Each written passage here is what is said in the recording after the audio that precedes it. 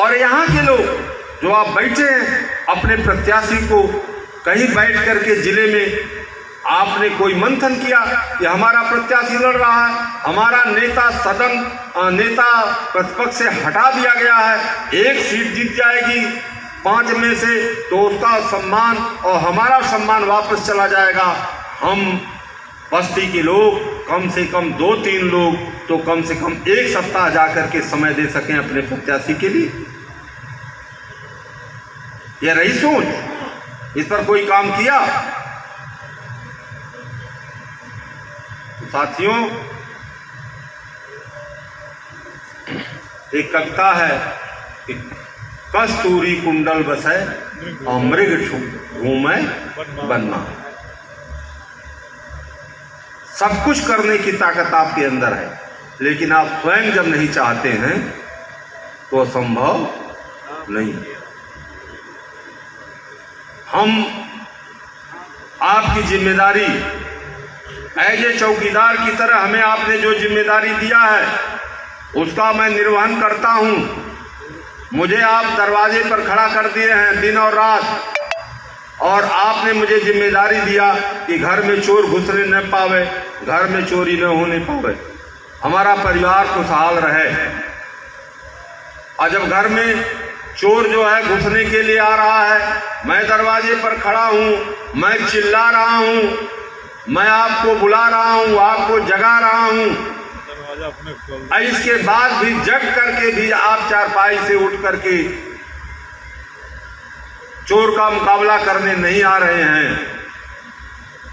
मैं उसके लिए मार भी खा रहा हूं, गाली भी सुन रहा हूं, सब कुछ सह रहा हूं, और आप घर में अगर सोए हुए हैं तो अगर घर आपका लूट लिया गया तो चौकीदार जिम्मेदार है कि मालिक जिम्मेदार है?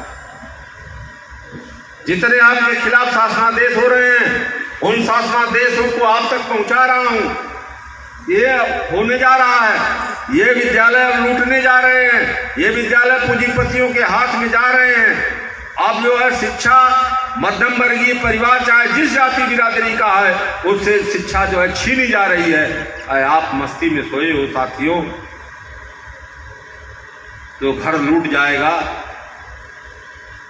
तो उसका जिम्मेदार मैं नहीं, उसके जिम्मेदार आप स्वयं हैं जो अपनी जिम्मेदारी का आप निर्वहन नहीं कर पा रहे। इसलिए साथियों, मैं आपसे ये निवेदन करने के लिए आया हूं कि संगठन की ताकत को बढ़ाइए।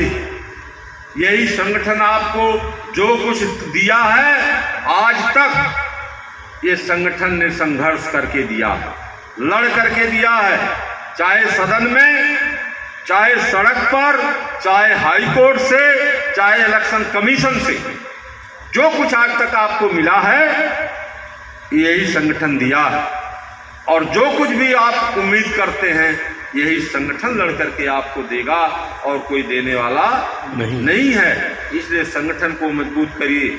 आज मैं इस जिले की जिम्मेदारी अपने प्रदेश के उपाध्यक्ष आदरणीय पांडे जी जो आज के अध्यक्ष हैं, पूर्व जिलाध्यक्ष हैं, इनको यह जिम्मेदारी दे रहा हूं, देके जा रहा हूं कि आप इस जनपद के इकाई का गठन परीक्षा तक करके हमें दे दीजिए, जिले की इकाई बना दीजिए और ब्लॉकों की इकाइयां बन जाए जो है, और संगठन को फिर से जीवित किया जाए और फिर से जो है हम खड़ा हो सके, और यह स्थिति फिर आगे नहीं आवे।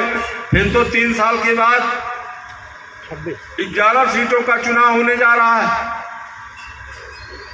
3 साल के बाद 11 सीटों का चुनाव होने जा रहा है, जिसमें 6 जो है शिक्षक और 5 ग्रेजुएट का चुनाव होने जा रहा है। अगर आप अब भी नहीं संभले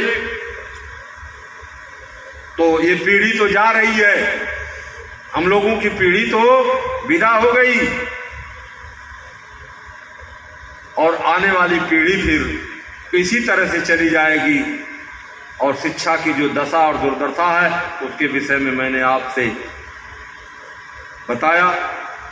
मैं आप सबका, जो भी साथी हमारा अपना बहुमूल्य समय दे करके इस कार्यक्रम में आए, हमारी बातों को सुना, अपनी बातों को कहा। मैं बहुत बहुत उनका आभारी हूँ और उनसे ये उम्मीद करता हूँ कि जनपद बस्ती के साथियों, पुनः दोहरा दे रहा हूँ कि जितना इस पंडाल में आप बैठे हो, एक सप्ताह के अंदर जैसा आप संगठन चाहते हो उस तरह का आप संगठन बना लोगे अगर आप चाहोगे तब। लेकिन इस पंडाल से उठने के बाद फिर यथावत स्थिति में अगर हो गए तो फिर कुछ होने वाला नहीं है।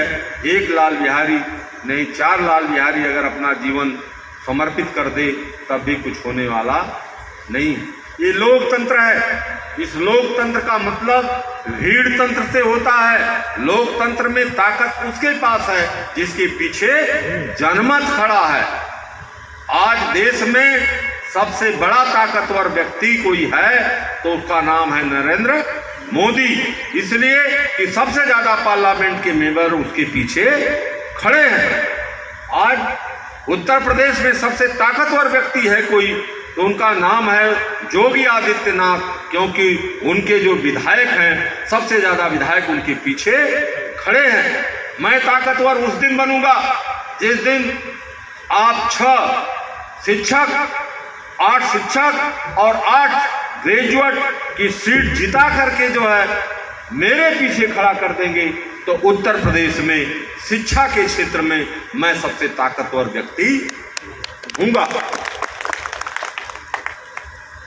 बनारस के लोगों को धन्यवाद दे रहा हूँ जिन्होंने मेरे पीछे खड़ा होकर के मुझे आज ये ताकत दिया कि आज मुझे लगता है कि अरे वित्तविहीन के साथियों, तुम अपनी कीमत चाहे जितना समझते हो या न समझते हो, जिस मोहर को लगा करके मेरे जैसे व्यक्ति को विधान परिषद के अंदर भेज दिया, आज डीएम और एसपी जो इस देश का सबसे बड़ा नौकरशाह होता है और सबसे बड़ी जो है कुर्सी होती है आईएएस और आईपीएस की है, उससे बड़ा प्रोटोकॉल हम लोगों का होता है।